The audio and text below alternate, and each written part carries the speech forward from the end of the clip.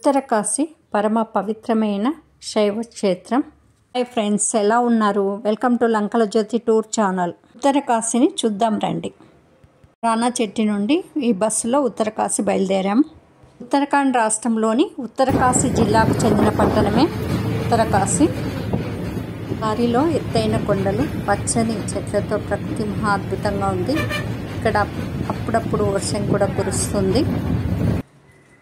ఆకాశాన్నంటే ఎత్తైన చెట్లు కనువిందు చేస్తున్నాయి. ఒకవైపు ఎత్తైన కొండలు మరియు భయం గొల్పే లోయలు కూడా కనిపిస్తున్నాయి. దారిలో ఎత్తైన కొండపైన ఒక ఆలయం ఉందని, ఆ ఆలయానికి వెళ్ళడానికి చాలా మెట్లెక్కి వెళ్ళాలని చెప్పారు. ఆలయం దగ్గరికి వచ్చేసాము. అదే విమలేశ్వర ఆలయం.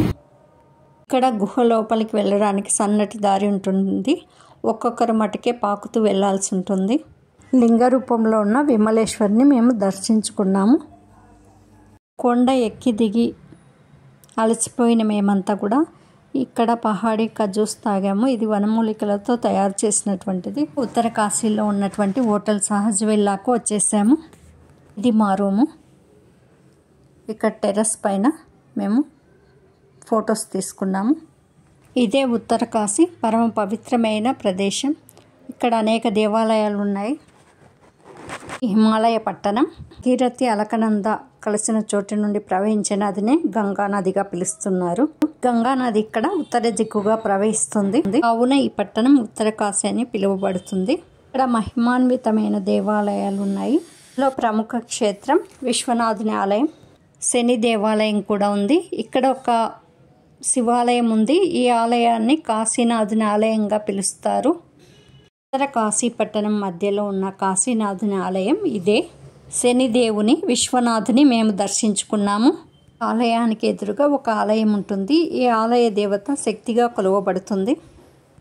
26 అడుగుల పొడవు గల త్రిశూలం ఉంటుంది. త్రిశూలానికి ఒక పక్క విఘ్నేశ్వర స్వామి, మరో పక్క అమ్మవారు ఆసీనులై ఉన్నారు. లోకాల నేలే అమ్మవారి త్రిశూలం.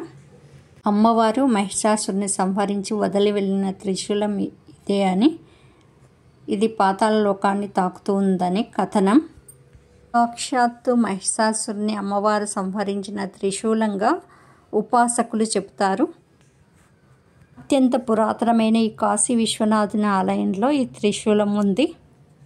ఈ వీడియోపై మీ అభిప్రాయాల్ని కామెంట్ రూపంలో తెలియజేయండి. Please like, share and subscribe. Next వీడియోలో కలుద్దాం. నెక్స్ట్ వీడియోలో గంగోత్రి యాత్ర విశేషాలను మీకు వివరిస్తాను. ధన్యవాదములు.